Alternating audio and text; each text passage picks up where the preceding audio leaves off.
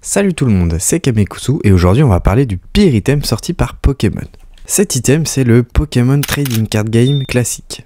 Évidemment je pense que vous en avez jamais entendu parler. Avant de vous en dire plus sur cet item, j'aimerais mettre au clair ce que j'entends par item. Ici je parle de tout ce qui était achetable pour avoir des cartes Pokémon.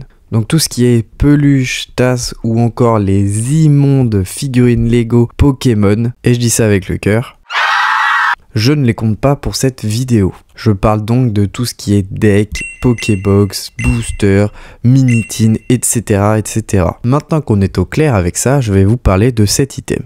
Je n'ai évidemment pas acheté cet item car il est extrêmement cher pour ce que c'est. Donc toutes les images d'illustration viennent de la chaîne Fwafi, c'est un youtubeur Pokémon américain qui fait principalement des vidéos sur Pokémon. Donc pour les anglophones, je vous invite à aller voir ses vidéos, c'est très intéressant ce qu'il fait. Cet item est sorti en septembre 2023, il est sorti exclusivement en anglais. Initialement à sa sortie, il coûtait 300 $. Et c'était vendu comme quoi en gros, c'était pour retourner dans le passé avec 3 decks de 60 cartes, avec un peu les cartes mythiques du jeu de cartes à collectionner. C'est un peu un deck mais en plus luxueux. À l'intérieur, on pouvait retrouver 3 decks de 60 cartes, des boîtes pour mettre ses decks, un plateau de jeu, des marqueurs de dégâts, etc., etc. On pouvait retrouver à l'intérieur 3 cartes mythiques du set de base. Évidemment, c'était le Florizard, le Tortank et le Drac au feu. Et du coup, comme je le disais, il y avait 3 decks, un deck pour Florizard, un deck pour Tortank et un deck pour Drac au feu. Et en vrai, je vais pas vous mentir, les decks étaient plutôt cool. On avait des cartes rééditées du set de base, mais aussi d'autres collections, comme cette carte de AGSS ou encore du Block X. Du coup, on avait des petites cartes dresseurs du set de base qui n'étaient initialement pas en holographique, mais là, qui étaient du coup en holographique. Et je vais pas vous mentir, comme je le disais, moi je trouve ça plutôt cool. Je trouvais que c'était plutôt une belle initiative. En plus, on a plusieurs cartes d'autres styles. Et moi je trouvais ça plutôt cool et c'était vraiment très intéressant à voir. Donc ajouter un holographisme sur les dresseurs c'est intéressant. Mais imaginez s'il l'avait ajouté sur toutes les cartes. Quasiment toutes les cartes. Bah, c'est un peu le cas. En fait ils ont mis quasiment de l'holographisme partout. C'était intéressant sur certaines dresseurs. Genre je trouvais ça plutôt cool. Mais ils ont mis des holographismes partout. Mais genre vraiment partout. Et du coup bah je trouve ça un peu dommage quoi. Parce que c'est plus... Enfin... C'est moche quoi. Le problème c'est que s'il y a que ça qui est intéressant du deck, bah ça vaut pas le coup de l'acheter, et surtout pour 300 $ quoi.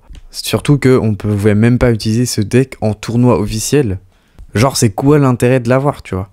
Il y avait également des choses dont on ne sait même pas à quoi ça servait, par exemple ce truc là. Je ne sais même pas à quoi ça sert, j'ai regardé mais je sais pas du tout ce que c'est.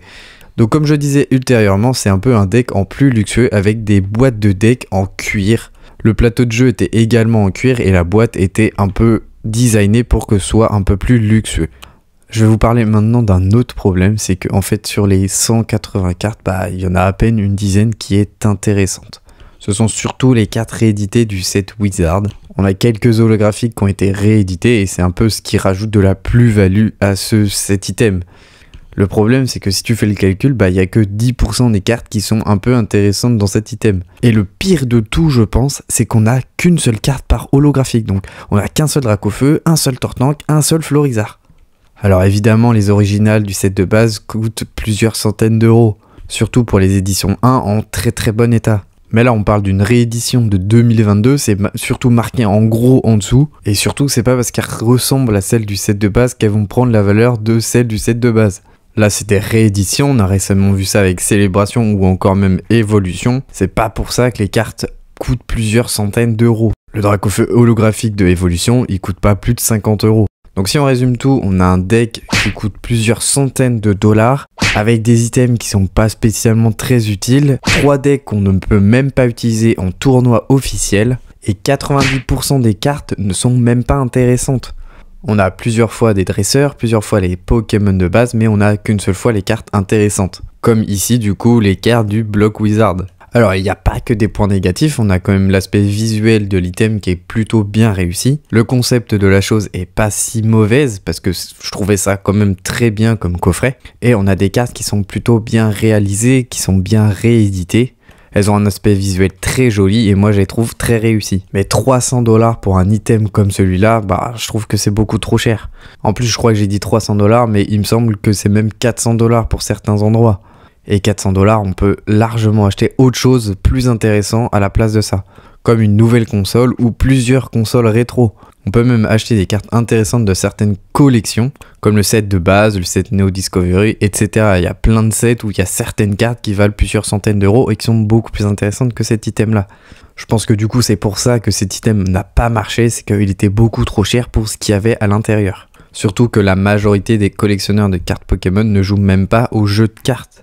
Je le rappelle, mais c'est quand même de base un jeu de cartes. Et je pense que personne n'est assez fou pour acheter 3 decks pour jouer avec ton pote et même pas pouvoir jouer en tournoi. Surtout pour un prix exorbitant.